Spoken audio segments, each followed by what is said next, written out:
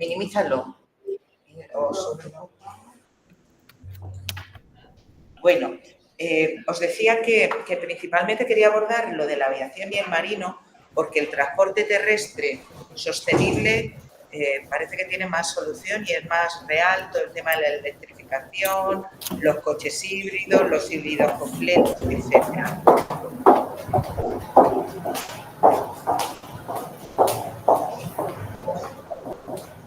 Cerrar, por favor, los micrófonos si lo tenéis alguno abierto. ¿Alguien tiene abierto el micrófono? Y no tengo que cerrarlo. Ok. Entonces, voy a hablaros, como os digo, la he dividido en dos partes claramente. Primero os voy a contar un poquito qué es Moev, porque como hemos cambiado de nombre hace un mes y una semana, 5 semanas, pues me gustaría un poco contaros, porque hasta ahora éramos Cepsa, y Cepsa es muy conocido, pero Moev, pues, el nombre al menos no, pero somos los mismos, lo que pasa que estamos haciendo muchas más cosas, ¿no? Luego voy a hablar del fuel marino y luego voy a hablar del fuel de aviación, ¿vale? ¿En qué punto estamos? ¿En qué punto está el mercado? ¿En qué punto quiere la legislación que estemos? ¿Y dónde estamos en I+D? Voy a hacer así un poquito una mezcla, ¿no? Para empezar, pues contaros un poco que Moev es, como os decía, la antigua Cepsa, que somos casi 11.000 empleados y con una apuesta clarísima por la transición energética. Hasta ahora nos hemos dedicado al petróleo, vosotros aquí lo habéis vivido porque tenéis la refinería ahí mismo, pero realmente la compañía hace ya 2 años, en 2022, lanzó una estrategia donde claramente venía a decir que estábamos transicionando y teníamos que irnos adaptando hacia nuevas energías. Y esto ocurrió, como os digo, en 2022. Ahora mismo estamos ya lanzando la estrategia Positive Motion 2.0, la anterior era la Positive Motion, y no nos vamos a quedar ahí, al menos en innovación, sino que innovación tiene que ir siempre por delante un poco de la estrategia y siempre por delante de los negocios. Y, por tanto, nosotros tenemos que ir trabajando un poco la parte de qué podemos hacer de cara a que la compañía siga haciendo dinero, que es al final de lo que se trata todas las compañías. ¿Cuáles son nuestras palancas a la hora de la estrategia? Pues tenemos energía sostenible, la movilidad sostenible y los nuevos modelos de comercialización, porque la nueva movilidad no va a pasar por los mismos canales que tenemos ahora mismo. Y luego, transformando lo que eran las antiguas refinerías en parques energéticos, donde no solo destilemos petróleo mientras podamos y la legislación no lo permita, sino que además metamos otras cosas, como pueden ser residuos, como puede ser biomasa, etc. Esto me lo voy a saltar porque esto, bueno, es un poco entrar un poco al detalle de cada una de las 3 palancas, la energía sostenible, la movilidad y luego la parte de transformar los parques energéticos. Esta es muy curiosa porque fijaros que esto que es la refinería, perdón, el crudo en la entrada tradicional que teníamos, antes solo teníamos, cuando éramos Cepsa antes del Positive Motion, tan solo teníamos el crudo y la refinería. Cogíamos crudo, lo refinábamos, sacamos los productos, algunos los comercializamos tal cual y otros iban a la parte petroquímica. Pero ahora fijaros la complejidad de lo que llamamos los Energy Park. Además de meter el crudo, pues también metemos nuestra ambición y nuestro camino clarísimo es a meter el máximo posible de energías renovables que nos alimenten el centro industrial, también otras materias primas de origen bio, de origen circular. Todo esto unido al petróleo, como os digo, esto sería la entrada a la refinería, al Energy Park. Aquí se procesaría y la salida será esta, que será combustibles sostenibles, con origen bio, con origen circular. Por supuesto, todos los derivados del hidrógeno. Aquí produciríamos hidrógeno para consumo interno en la propia refinería o para otros off-takers, porque evidentemente el modelo de negocio pasa porque tú comprometas lo que estás produciendo, lo puedas vender. Y amoníaco verde o metanol, combustibles marinos. Fijaros por eso que esto justifica el que hayamos cambiado el término de refinería, que todos tenemos en la cabeza un poco refinería de petróleo, y le llamamos ahora parque energético, ¿no? Estos son los compromisos de la compañía. Yo aquí me gusta hacer una reflexión un poco personal, ¿no? La compañía ha comprometido muchas cosas, muchas de ellas son retos complejos, difíciles de conseguir, como la reducción de las emisiones en un 55% para 2030, 55%, casi nada, para 2030 y ser net cero en 2050. Esto es un reto no solo para nosotros, esto es un reto que tienen que cumplir todas las compañías energéticas. Y esto es complejísimo. Reducir el Carbon Intensity Index entre un 15 y 20%, la parte del medio ambiente, la parte de economía circular, que aquí nos está diciendo que tenemos que reducir, que tenemos que incorporar en la cadena de valor al menos el 50% de los residuos que hoy generamos, que de nuevo es un reto. Sobre todo porque si pensamos, las refinerías están perfectamente optimizadas para procesar petróleo. Pero claro, ahora estamos hablando, según la diapositiva anterior, de otras cosas que van a entrar a los Energy Park. Y hay que hacer un esfuerzo importante de innovación y de volver a optimizar procesos que ya estaban optimizados para el petróleo con las nuevas cargas que vienen a la refinería. Y luego, pues por supuesto, exigir que todos los que nos suministran pues cumplan los criterios de ESG como los cumplimos nosotros, ¿no? Aquí yo, mi reflexión personal viendo todo esto es que posiblemente nos enfrentemos a un cambio social y personal, porque evidentemente, y lo uno con lo que nos ha contado Elena hace un poquito, si tenemos que ser más sostenibles y tenemos que garantizar que todo lo que emitimos de alguna manera pasa a formar parte otra vez del círculo virtuoso de que emito lo que consumo y no me salgo de ese círculo, todos tenemos que hacer un esfuerzo por ser más sensatos con los consumos, andemos más, cojamos menos del coche, todo este tipo de cosas que podemos hacer de forma individual y por eso lo he querido hacer un guiño aquí a lo largo de la presentación. Consumamos realmente, o sea, compremos realmente lo que consumamos y produzcamos realmente lo que se consume. Esa es una reflexión. Si ya me meto en faena y hablo de los fueles, los fueles convencionales se obtenían en la refinería tradicional, pues por distintos procesos, pero en esencia partían del petróleo, que entra a la... Esto se me... Ah, no, que estaba apuntando al techo. Parten del petróleo, que entra a la torre de crudo y sacamos distintas corrientes que después de los procesos que fueran me permitían obtener pues toda la gama de combustibles, aparte de otras cosas. Pero yo aquí voy a hablar de movilidad. Combustible para automoción, para aviación, para movilidad pesada, para barcos, etc. Evidentemente, si tenemos que cumplir con los objetivos de sostenibilidad, hay que cambiar algo, porque si no vamos a seguir emitiendo lo mismo. Y además, cuando uno mira las estadísticas de crecimiento, pues el consumo energético va a aumentar. No puede ser que sigamos, que además destilemos más. Vamos a tener que destilar menos, vamos a tener que hacerlo de otra manera. Sin querer entrar aquí en concreto, hay dos directivas, que una de ellas está en vigor, que es la RED II, que está aquí, y que no sé si lo veis por la presentación, pero bueno, si no os lo cuento un poco. Esta directiva lo que viene a decir es que nosotros tenemos que producir combustibles, pero que contengan una cierta cantidad de componente bio. ¿Bio por qué? Porque el carbono que se emite cuando ese combustible se quema es de origen biológico. Si tú le haces un carbono 14 al combustible, pues te va a salir que una parte es bio. Entonces, la legislación lo que nos obliga es a meter un cierto porcentaje. Aquí está esta columna.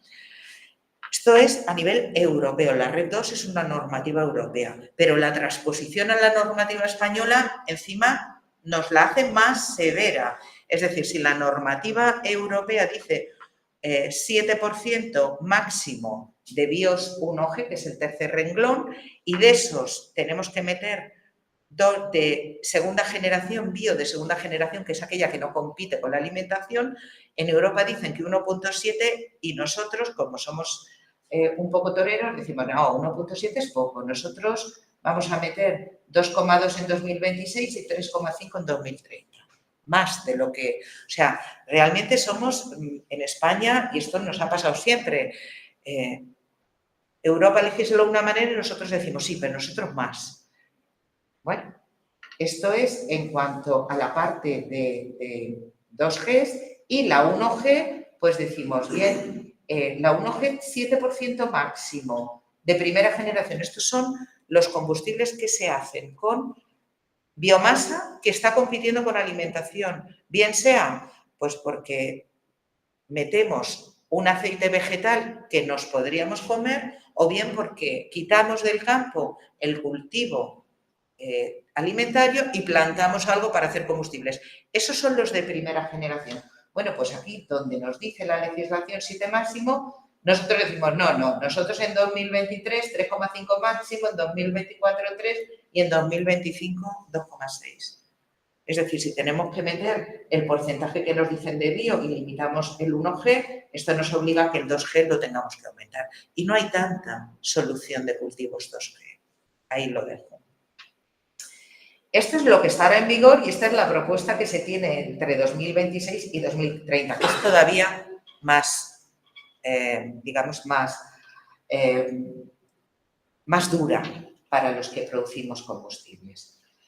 Por tanto, no hay más remedio que buscar combustibles sostenibles, tanto para marina como para aviación, porque, como os decía, el vehículo, el tráfico por las carreteras está el tema algo más resuelto, ¿no?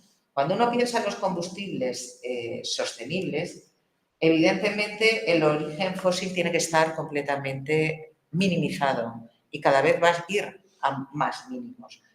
Y lo que vamos a hablar es de combustibles que obtengamos mezclando con este origen fósil que es el que ahora mismo producimos en los Energy Park, pues incorporando cualquiera de estos 4 capítulos, que es mejorar los esquemas de producción y emitir menos CO2 en los sistemas de producción actual. Eso sería una manera de reducir la huella de carbono que tiene ese combustible. Otro, incorporándole moléculas verdes o hidrógeno o derivados del hidrógeno, el amoníaco, el metanol o los carriers de líquidos orgánicos, es decir, una molécula que tú, donde la generas está hidrogenada, te la llevas a donde está el cargadero de los barcos y allí la deshidrogenas, haces una especie de reformado. El reformado me produce hidrógeno, por ejemplo, ciclohexano. Os voy a poner un ejemplo, ciclohexano, yo transporto ciclohexano y me lo llevo al puerto donde vaya a cargar el barco.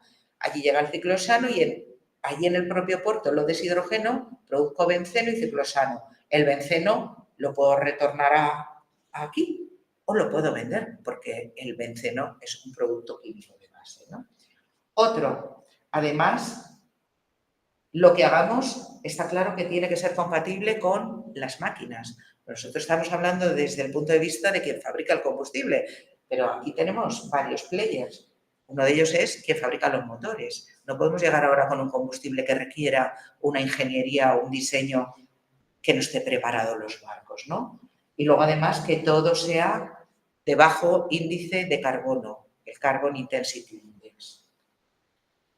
¿Qué fuentes tenemos para producir todo esto? Que, como os digo, es muy complejo. Pues tenemos los fueles sintéticos marinos, este primer capítulo, que me lo permite la legislación y que parte de materiales no biológicos. Estas son las siglas de, no me voy a acordar exactamente, pero es no origen biológico. Son fueles de non-biologic origin.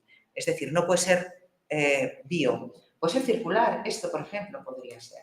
Otro, los biofueles, pues están descritos en sendos anexos de la directiva esta que os he dicho, de la Directiva de Energías Renovables. O podría ser fueles de reciclo. Cogemos estos plásticos y hacemos fueles con ellos. Podría ser, ¿no? Es una manera de volver a integrar en la cadena de valor residuos que generamos, ¿no? Los biofueles, los que nosotros utilizamos para el mundo marino, pueden ser de FAME, estos son ésteres metílicos de ácidos grasos, el biodiesel. Ahora mismo el biodiesel que consumimos en los coches se podría meter en los barcos hasta el 100% según una normativa europea que es la N14214. Puede ser HVO, es decir, aceite vegetal hidrotratado. CEPS ha anunciado una construcción de una planta en Huelva de 500.000 toneladas al año de HVO, pero en principio el alcance es para diésel, para producir diésel. También la normativa nos permitiría mover un barco 100% de HVO. Otra cosa es el coste. Yo dejo ahí todas las opciones técnicas. Si hiciéramos el análisis tecnoeconómico, no salen los números, porque el fuel marino es un producto de mucha escala y bajo coste. Otro, podríamos coprocesar, es decir, yo en mis unidades, cuando os he enseñado antes el esquema de refinería o la columna de destilación, yo podría incorporar en cualquiera de esas salidas laterales de la columna de destilación, podría incorporar componente biológico y hacer un blending. Podríamos hacer un blending que lo llevaría a una hidrosulfuradora para que me ajustara el azufre y venderlo como combustible marino. Podría ser así. ¿Qué tenemos que pedirle al combustible marino? Que es diferente del combustible de aviación y que es diferente del combustible de los coches, completamente diferente, ¿no? Me vais a entender fácilmente cuando pensemos que un barco sale hoy del puerto de aquí, de Santa Cruz, y se tira 6 meses en alta mar pescando o haciendo lo que tenga que hacer. El combustible va en tanques y por las propiedades del combustible, el combustible marino es generalmente semisólido a temperatura ambiente. Esto significa que los tanques tienen que ir calorifugados, es decir, el tanque puede estar a 50 grados. Yo tengo que conseguir que el combustible, durante los 6 meses que el barco está en alta mar y a 50 grados, se mantenga estable, no evolucione, no precipite, no me genere residuos. ¿Y qué estamos observando ahora? Que cuando nosotros hacemos blending, el petróleo, digamos que dentro de la variabilidad que hay de los crudos, pero las especies químicas son, unas veces hay más tipo nafténica o más aromática o más parafínica, pero ahora estamos metiéndole moléculas que tienen otra naturaleza, que pueden tener ácidos carboxílicos, cetonas, aldehídos, terminaciones hidrosilas. Y esto es un tema que está trayendo muchos quebraderos de cabeza, porque la estabilidad no es muy buena. La estabilidad y que se segrega en el tanque, tú dejas una preparación en el laboratorio un mes y al mes vas a mirarle y tienes una capa abajo y otra capa encima, con lo cual eso es un problema, ¿no? La estabilidad, como no, y las propiedades en frío. Aquí, bueno, la legislación nos obliga a medir el pour point, el cloud point y el punto de obstrucción en filtro frío y también los sedimentos potenciales. Para esto hacemos un test en el laboratorio que lo que hacemos es coger ese fuel, esa formulación que hayamos hecho y someterla a unos procesos de oxidación acelerada y ver si ha generado sedimentos y cuántos. Y hay una normativa muy estricta que te dice cuántos sedimentos puedes meter. Por supuesto, tiene que estar fuera, tiene que estar libre de metales o elementos que sean perniciosos para el motor, porque hasta ahora trabajamos con crudo y los elementos que trae el crudo son 2 docenas, no hay más. Pero ahora estamos hablando de materia orgánica, estamos hablando de metales alcalinos, alcalinotérreos, que eso no estaba. No son generalmente abundantes en los crudos. Entonces, nos puede ocurrir que metamos un biocrudo, un crudo producido de pirólisis de biomasa en una formulación y estemos metiéndole algo al motor para lo que no está preparado. Y luego hay 2 grados, concretamente el diésel marino y el RM, que la legislación dice que sí, que yo puedo hacer lo que quiera, pero que no le meta biodiesel. No los admite el biodiesel por temas de viscosidad. O sea que no tenemos tantos grados de libertad. Fijaros esta slide que es muy curiosa, porque los barcos de gran tonelaje, de más de 5.000 toneladas de peso, un barco grande, pues representan el 55% de todos los barcos que circulan ahora mismo. Y ellos se llevan el 90% de las emisiones de CO2. Por tanto, clarísimamente hay que hacer un esfuerzo por conseguir que este 55% de los barcos, que son los que más combustible consumen por otro lado, pues consigan bajar estas emisiones. Y para eso hay un plan que nos dice que dependiendo del año, aquí lo veis, entre 2000, no lo veo yo, desde 2025 hasta 2050, para cumplir con las normativas de prácticamente neutralidad en emisiones de CO2, en 2050 tendríamos que disminuir las emisiones un 80%, casi nada. Como veis, muy complejo. Vosotros aquí que recibir los cruceros y petroleros y pues este tipo de barcos son los que realmente se llevan la mayor parte de las emisiones. Bueno, esto es hablar un poco de los 3 alcances que tiene la legislación, cómo podemos reducir el CO2 que emitimos con los combustibles o nosotros como empresa, y tenemos 3 alcances, lo que se llama el Scope 1, que son las emisiones directas que salen de la refinería por la operación. El Scope 2 son las emisiones indirectas, que es las emisiones producidas por la producción de la energía que nos alimenta la refinería.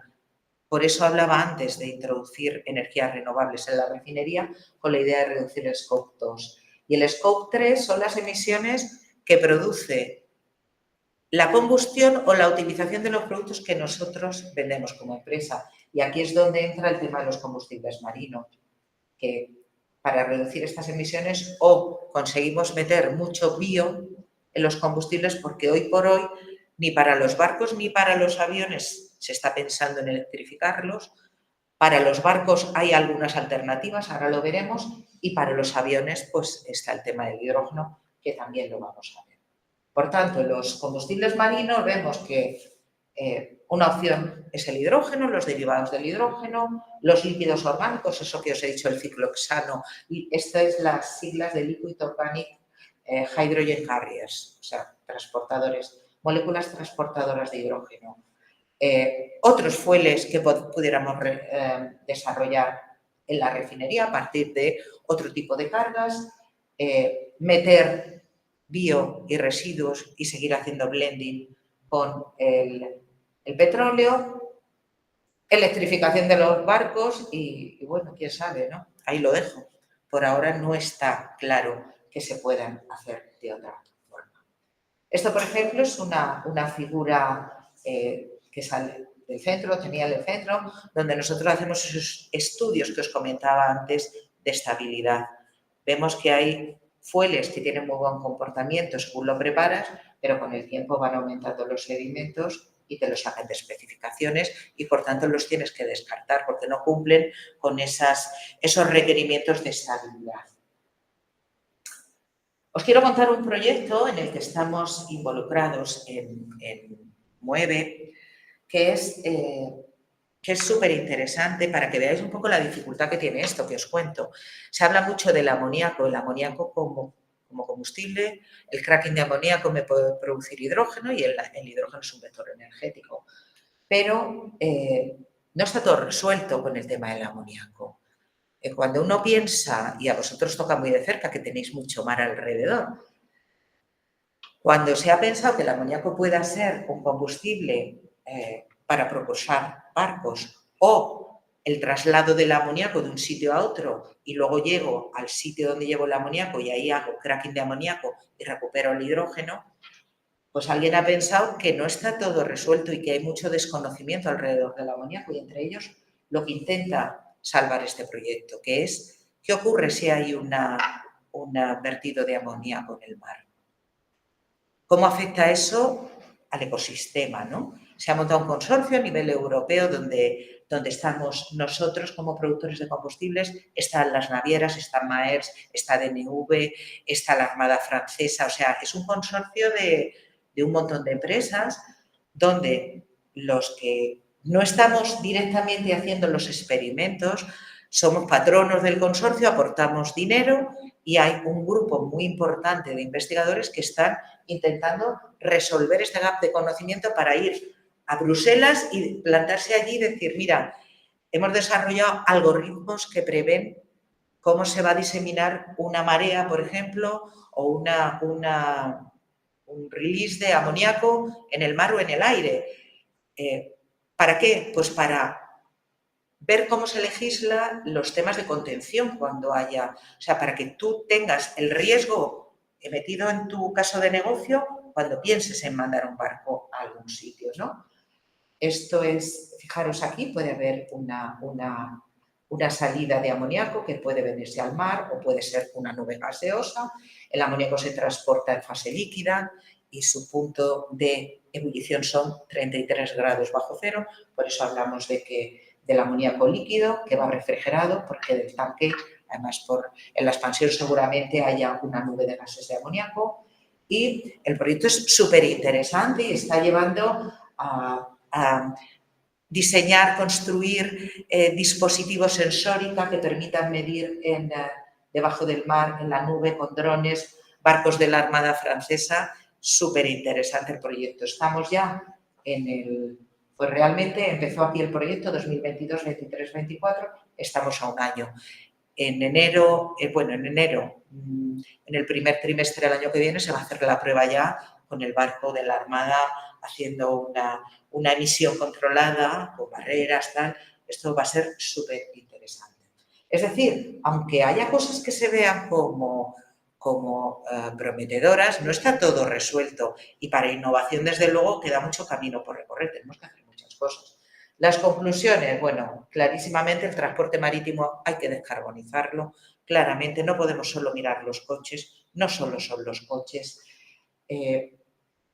Desde luego hay muchas oportunidades para introducir otro tipo de materiales en la formulación de los combustibles, pero no está todo resuelto por ahora y tenemos que seguir investigando. Como os digo, un gran reto para el I+D+I, porque aquí nosotros tenemos que ir abriendo camino y diciendo eso no, esto no, y luego de las pruebas en chiquitito que hacemos en los laboratorios, en la universidad, en los centros de investigación, habrá que escalar y hacer pruebas reales. Esto es un poco, esta es mucho más cortita, la parte de marino. La parte de aviación, bueno, pues el mismo problema, tenemos el mismo problema. La aviación es un sector muy contaminante. Se habla, ya se ha legislado, que los combustibles de aviación contengan un cierto porcentaje de lo que se denomina SAF, que son los combustibles sostenibles de aviación. Es decir, combustibles cuyas emisiones de gases de efecto invernadero sean sensiblemente menores que las producidas vía refino de petróleo.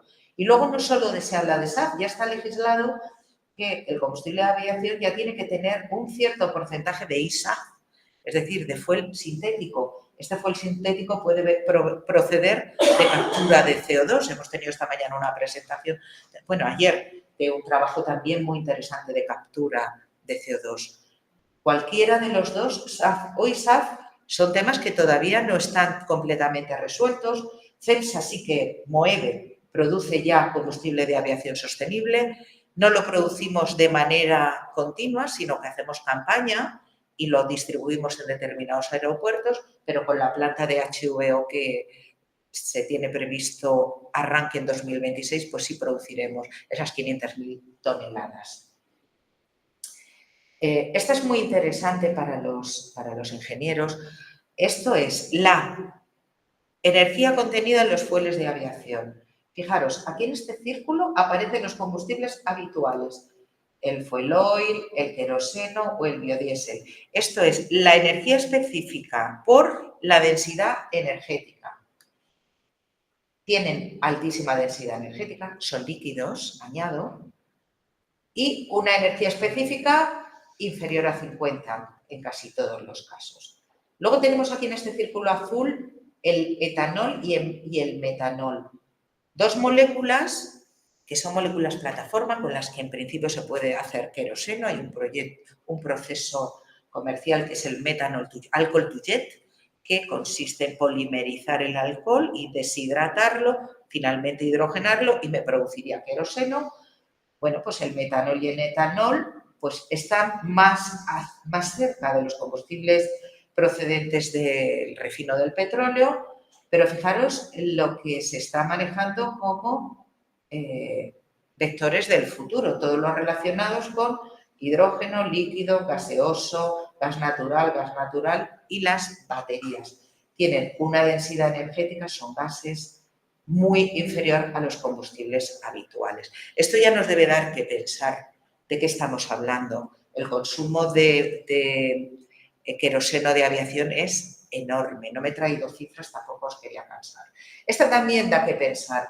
Cuando uno mira el tipo de vuelos que hay, yo no sé si los que tenéis vosotros entre islas corresponden a este segmento, porque en teoría son menos de 60 minutos de vuelo, ¿no? ¿Cuánto se tarda? ¿Son 30 o 40 o 20?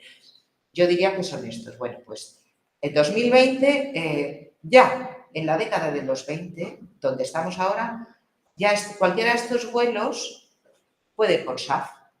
En los vuelos pequeños, los regionales, 30-90 minutos de vuelo. Este es el que nos lleva a la península, creo que tarda 2 horas más o menos.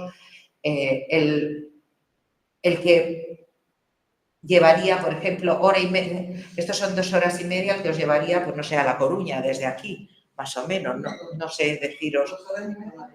En Madrid, bueno, pues mira, aquí estamos el de Madrid y este de aquí, pues el que os llevaría a Londres, por decir algo, ¿no? Bueno, pues en 2025 la tecnología y los análisis dicen que salvo aquí vosotros, a lo mejor ya tenéis lo que se llama pila de combustible eléctrica o de hidrógeno o SAF, ya el SAF lo tenéis. Pero las siguientes escalas no hay tecnología todavía, no va a haber. La previsión es que no lo haya. Y al final, fijaros que en 2050 ni los largos, los de trayectos largos, los Airbus, los aviones de gran tonelaje, no se plantea el hidrógeno. Y fijaros aquí, el siguiente que nos lleva a la península, potencial hidrógeno. No está claro que vaya a funcionar el hidrógeno por ahora. Las compañías aéreas están haciendo esfuerzos también por probar motores de hidrógeno, reformar el producto en el vuelo. Es muy, muy, muy complejo. Esta también nos tiene que dar que pensar. ¿Qué estamos haciendo en investigación? ¿Cómo se puede hacer bioqueroseno para aviación? Bueno, os tengo que decir, no la he querido poner, que ahora mismo la legislación solo permite 7 rutas para producir queroseno que se pueda meter en un avión que vuele. Aparte de la ruta tradicional, que es el queroseno de aviación producido a partir de petróleo. Solo hay 7 rutas homologadas. Cualquier otra ruta que nos inventemos, ¿qué te digo yo? Residuo de biomasa, vía, no sé, vía termoquímica, y luego le hago un hidrocraqueo y no sé qué, la tengo que certificar.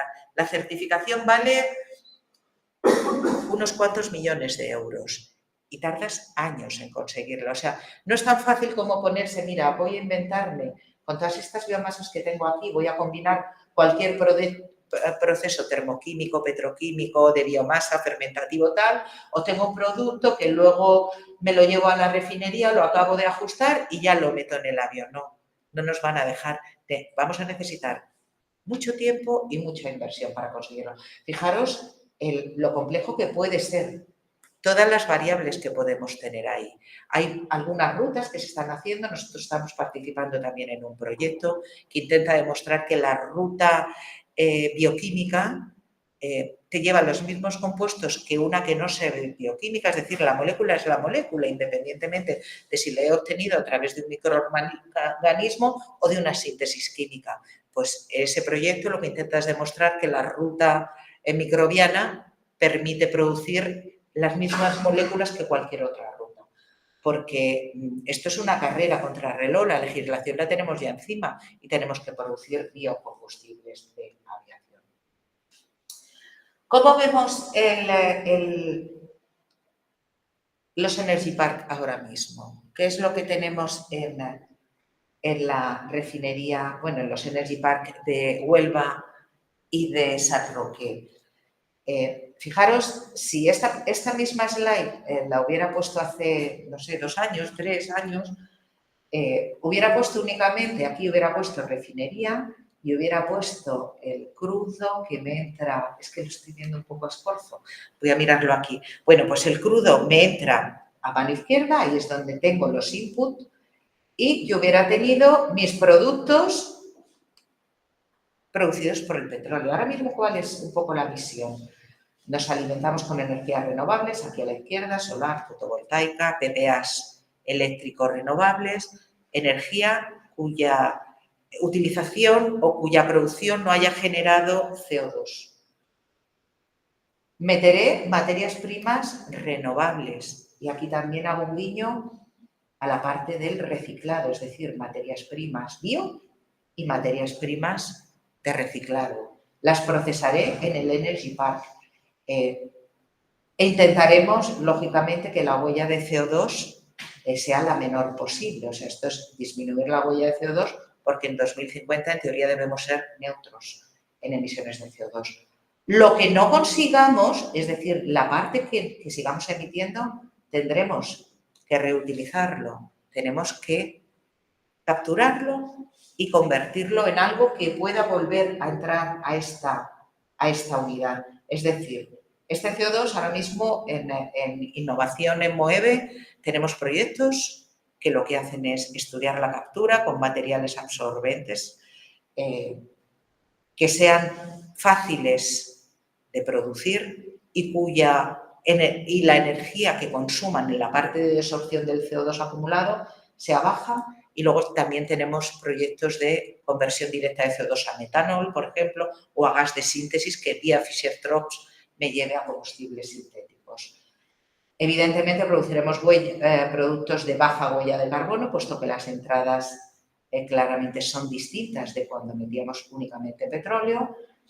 Como no, tenemos muchos estudios y muchos proyectos para seguir optimizando nuestros energy parks, de aprovechar cada caloría que circula por la refinería, utilizar el calor y el frío residual de unidades para volverlo a meter en el círculo. Y cómo no, pues aquí esto es un guiño a mi área.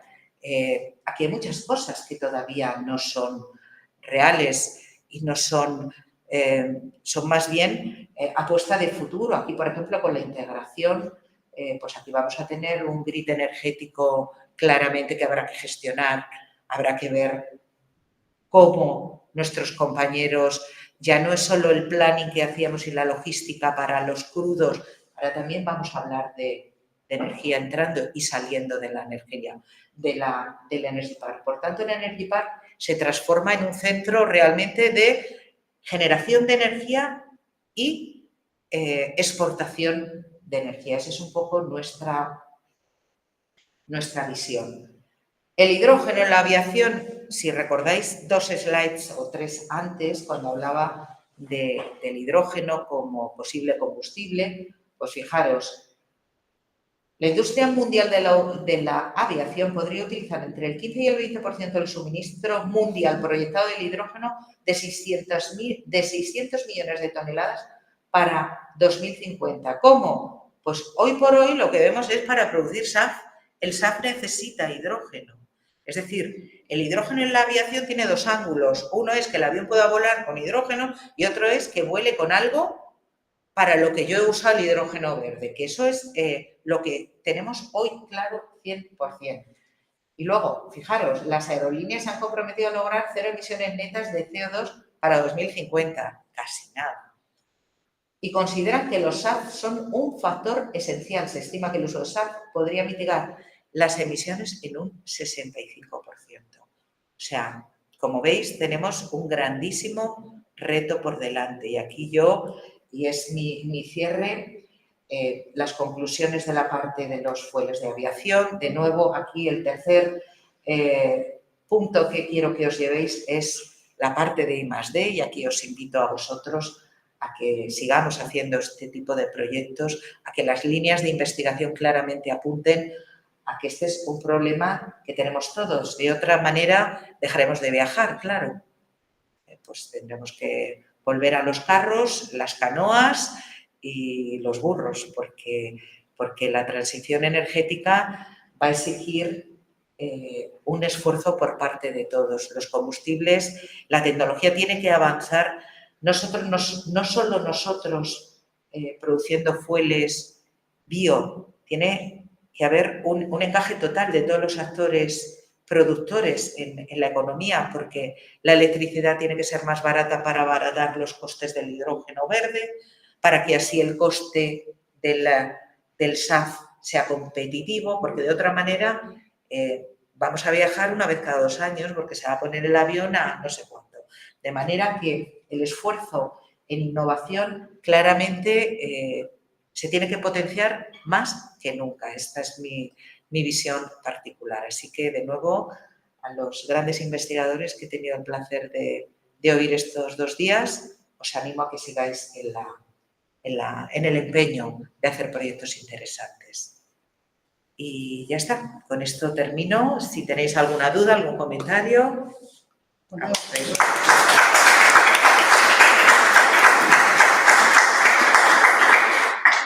Bueno, gracias por esta visión de dos, y además de dos cuestiones que nos afectan mucho.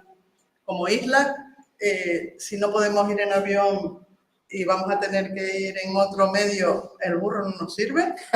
El carro tampoco, lo de la canoa para llegar a la península nos va a costar un poquito, entonces tendremos que desde luego estar mucho más implicados y más motivados a lo mejor que en otras regiones.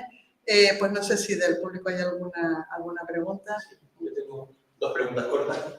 Una es, basado en sus estimaciones, ¿qué porcentaje o qué margen de bajada de precios de diésel y gasolina sintético? Una parte por ver cuánto potencial hay de verdad por bajar, porque ve los estudios y los rangos que dice la gente son muy amplios. Entonces, ya que tenemos aquí, pues estaría bien. Y segundo, con todo este tema de descarbonización, mucha gente confunde descarbonización y autonomía energética, ¿no?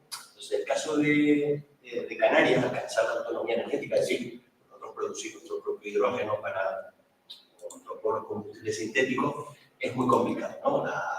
Habría que sobredimensionar todo el tema de renovables, entonces es probable que tengamos que hacer uso importante de vectores energéticos, ¿no? Entonces, basado en su experiencia, ¿cuál cree que es el combustible o el vector energético adecuado? Si es el amoníaco, si deberíamos asumir que tenemos que trabajar con combustibles sintéticos que usen tecnología combustión interna todavía, o incluso para generar electricidad. Un poquito, ¿cuál es su visión de un sistema aislado como el nuestro que tenemos difícil llegar a la autonomía energética? No descarbonización, descarbonización se puede conseguir, pero autonomía es otra cosa, ¿no? Un poco la visión que tiene.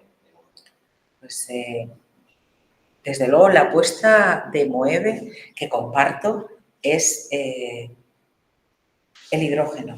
El hidrógeno como molécula verde, porque el hidrógeno me puede permitir hacer SAF. Claramente, es más, el SAF son procesos que partiendo de biomasa necesitas hidrogenarlo, necesitas hidrógeno sí o sí y obtienes un combustible sostenible de aviación. Bien, el SAF es una parte, pero luego tienes que el hidrógeno me deja hacer metano, procesos de captura de CO2, conversión directa a metanol con hidrógeno, luego nuevamente tengo el input del hidrógeno, amoníaco, nitrógeno atmosférico, Haber-Bosch, amoníaco. O sea, claramente la apuesta de la compañía es por el hidrógeno.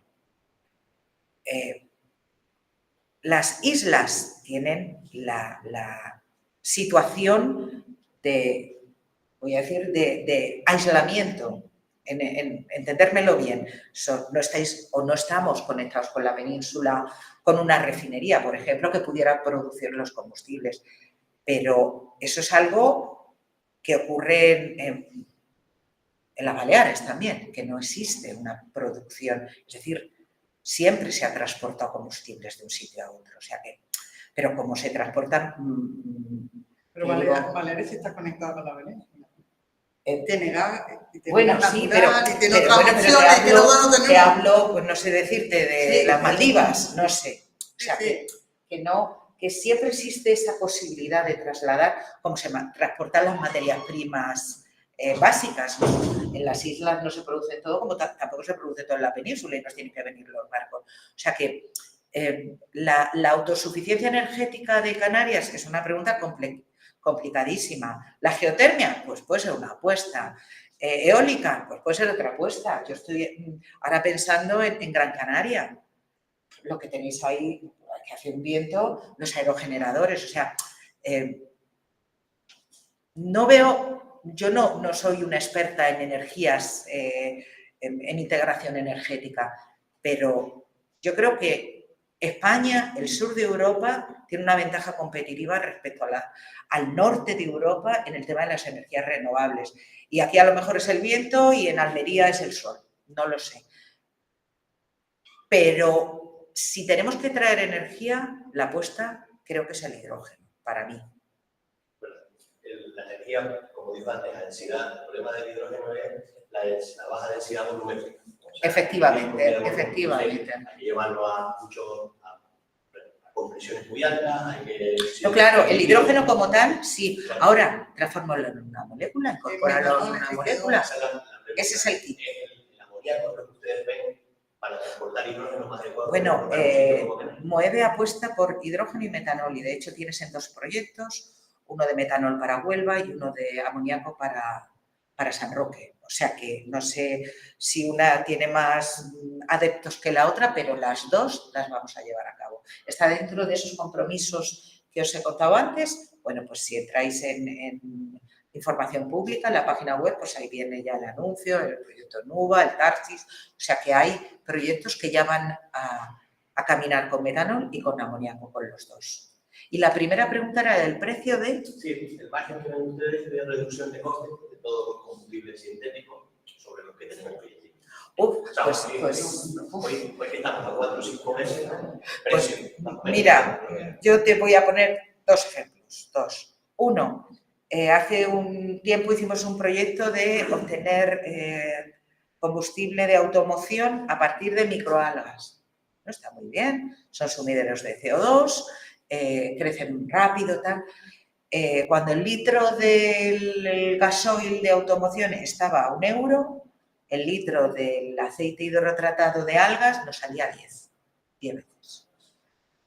Estoy hablando de hace 10 años. Si yo ahora hiciera los números, pues a lo mejor en vez de a 10, o sea, en vez de ser un factor 10:1, pues a lo mejor es 5:1. ¿Y por qué? Pues porque la tecnología ha cambiado, porque los costes energéticos asociados a toda la extracción del alga, el secado, el CO2 supercrítico, el no sé qué, pues todo eso se ha mejorado y antes el gasto energético para obtener el combustible era el mayor coste operativo, ¿no?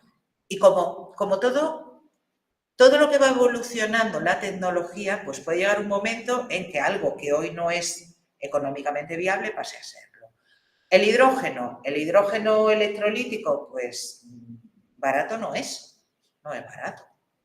Y no es barato por el alto coste que tiene la energía que me alimenta el electrolizador. Si la energía que me alimenta el electrolizador baja, pues el hidrógeno va a ser más barato. Por eso hablaba antes de que aquí hay muchos actores que tienen que trabajar a la vez. Aquí no vale solo con que los de los barcos pongan motores no sé cómo o que nosotros hagamos combustible no sé cómo. Aquí tiene que ser un encaje de todos. Si no, ahora mismo el hidrógeno electrolítico puede ser 3-4 veces el hidrógeno gris de precio.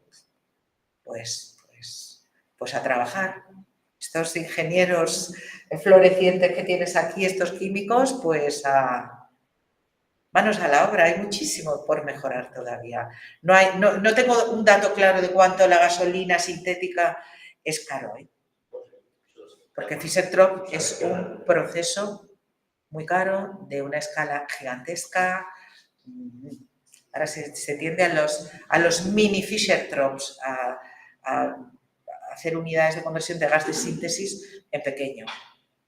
Pero la escala favorece los economics. Y si tú te vas a una escala muy pequeña, porque una escala grande en el Fischer-Tropsch tienes el inconveniente que necesitas de CO2, pero vamos, o de gas de síntesis.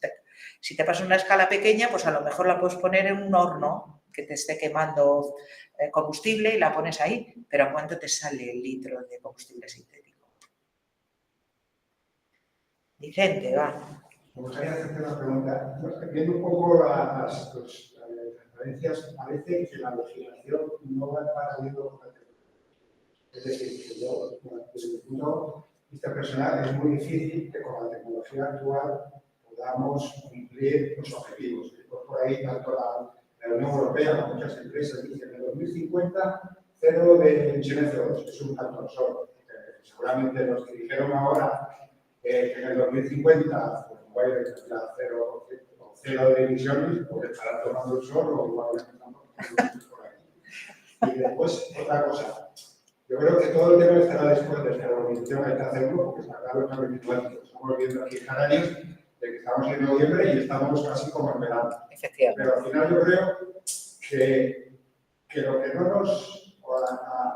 los políticos no nos quieren decir que realmente eso va a ser caro. Y que lo vamos Eso va a ser caro, que totalmente. actualmente vamos... por ejemplo, el tema del SAF. Bueno, yo he leído por ahí, es un precio bastante conservador. El SAF cuesta actualmente 5 veces más que el queroseno, bueno, el queroseno que ponemos a los aviones. Luego, la descarbonización hay que hacerlo, pero va a ser muy caro para todos los ciudadanos. Y eso es un mensaje que muchas veces no Es que queda no es vamos a ver, no es fácil decir esto. Sí. Va a tener un coste social y si yo ahora cojo 3 aviones al año y me vengo aquí a disfrutar de vuestro sol 3 veces al año, pues me vendré una. Es que va a ser así. Por eso hablaba al principio... Hablamos de coste medioambiental. Claro. Cuando hablamos de coste, son 4 veces claro, más, pero el coste medioambiental es mucho menor. Elena. Obviamente no está. Pero lo que pasa es que lo que nos duele es el bolsillo. Claro, por eso yo decía que... Y he puesto esa slide, es profeso, y además lo he puesto como... mi conciencia personal.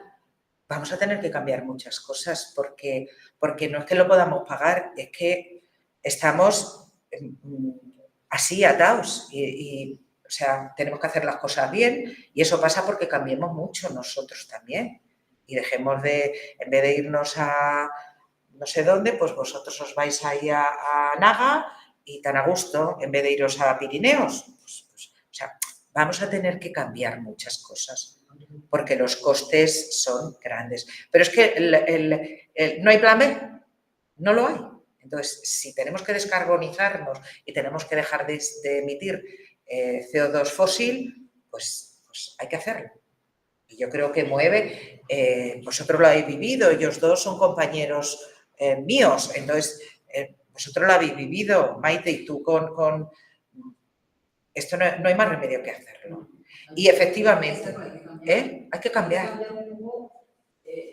Lo que quieres hacer, o sea, lo que tú haces en tu vida privada, o sea, tú no tienes que Mueve un producto muy no. que todos tenemos que cambiar nuestra manera de vivir, ¿no? De vivir. Lo que hacemos ahora, de que tú un fin de semana para acá o para allá, tal. Pues hay que hacer lo que me compro 7 cosas, pues no. Sí, mira, hacer, ¿no? ese discurso lo hago yo cuando vienen institutos a vernos, vienen los chicos, digo, mira, ¿cuántas camisetas tienes? La pregunta, y dice, pues yo 12. Tú necesitas 12 camisetas, o 24. O yo necesito 12 pares de zapatos, pues seguramente no, con 4 me sobran 2. Entonces, ¿por qué? ¿Por qué no interiorizamos esto y producimos realmente lo que consumimos? Porque es un desperdicio de recursos.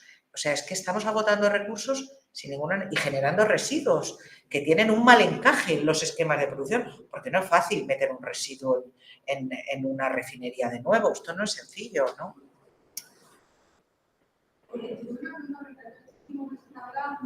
Desde el desconocimiento, estoy totalmente de acuerdo con lo que estás comentando ahora mismo, pero como población general, nosotros tenemos entendido que a lo mejor estas grandes empresas multinacionales puede ser que tengan unos beneficios anuales millonarios con respecto a lo que es la población general. Entonces, a veces me entra la duda y quiero preguntarle como experta en la materia, ¿qué tanto nos costaría a nosotros no poder ir a la península o, vamos a decir, no, es un coste mucho de la población general y tal, de consumir vegetal, en el cual estoy de acuerdo y lo hago, pero ¿qué tanto le supondría a la empresa realmente que si los beneficios disminuyen un poco, a lo mejor no es algo, estamos hablando de que siempre en este tipo de charlas, me estoy explicando fatal, lo siento, pero estoy explicando un mensaje. Este tipo de charlas siempre se dice, no, a la población general le va a aportar muchísimo esto. Va a ser un cambio drástico en el día a día del consumo, pero al final, pues, multinacionales que facturan, que es un dato pues, público, ¿no? Millones, o sea, cientos de millones de euros de beneficio neto, al final, que tanto a lo mejor también le tiene que afectar a la empresa. Sí, yo, ¿Sabes lo que quiero decir? si me permites, creo que lo que quieres decir es hasta dónde podemos reducir nosotros, las compañías, el margen para que no hay margen. Creo que lo que quieres es, si las compañías se pueden involucrar en reducir su margen, o sea, lo que ganan, ganar menos para que no caiga en el consumidor final. Eso es, ¿no? Hombre, yo creo que las compañías tienen que hacer un esfuerzo. No va a salir gratis, ni para las compañías ni para el público, para ninguno de los dos. Porque el margen se va a reducir, sí o sí, pero hay un mínimo, porque los costes operativos hay que pagarlos, porque la vida no es gratis. Es decir, el refino, como lo concebimos hasta hoy, es un negocio de muchísimo volumen, pero muy pequeño margen. De cada barril, pues no sé cuánto está el margen, de cada barril, que son 160 litros, un barril de esos de redondos, el margen a lo mejor son $5, de esos 160 son 5 euros lo que ganamos al procesar esto. No hay mucho margen, ¿eh? No da para esos 5 veces lo que cuesta el SAF, no da. Sí, pero claro, no están dentro de los costes, porque ya estaría eliminado. Sí, los beneficios netos de la compañía ya quitan eso. Sí, pero no sale, ¿eh? Si tú multiplicas los millones de litros que producimos, no sale los números. Va a ser un esfuerzo de todos. No te he contestado tu primer comentario, es que lo voy a enganchar, tu primer comentario de que la tecnología parece que no está todo lo rápida que debería según se está legislando. Estoy de acuerdo. O sea, lo que legislan no hacen la tecnología. No. Mira, ahora hay un proyecto muy interesante que se llama, ¿cómo se llama? Science for Policy. Es del CSIC. La presidenta del CSIC, Eloísa, y su equipo han visto la necesidad de montar un foro donde los políticos, a la hora de legislar, escuchen a los técnicos. Y han montado una iniciativa que se llama Science for Policy. Es decir, no legisles solo según te parezca a ti. Esto, en Europa 7, no, nosotros 3. Pero vamos a ver. O sea, tener un poco hace un poquito el consenso técnico, llegamos, no llegamos. De hecho, hay refineros en Europa que han dicho, me borro de esto, prefiero pagar la multa. Y no están en el camino hacia la descarbonización. Ya les multarán. O no sé. Porque los tienen que obligar. Eso ya no es una cuestión de una multa. No, pero te obligan. Te cierro. No, porque no. ¿Sabes qué pasa? Que no lo sé, pero yo creo que no les pueden cerrar. No les pueden cerrar porque si cierran a una multinacional grande y dejan de producir, pues te para el país.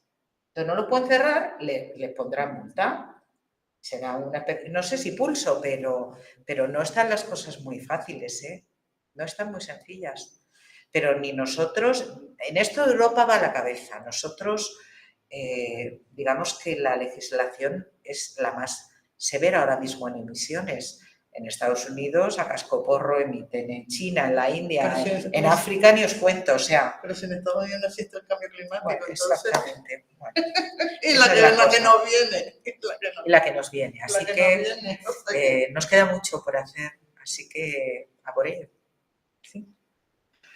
Bueno, pues cerramos el workshop. Gracias, Joana, por venir, por escucharnos y gracias a ustedes por estar aquí y bueno, hasta la próxima. Muchas gracias. Gracias.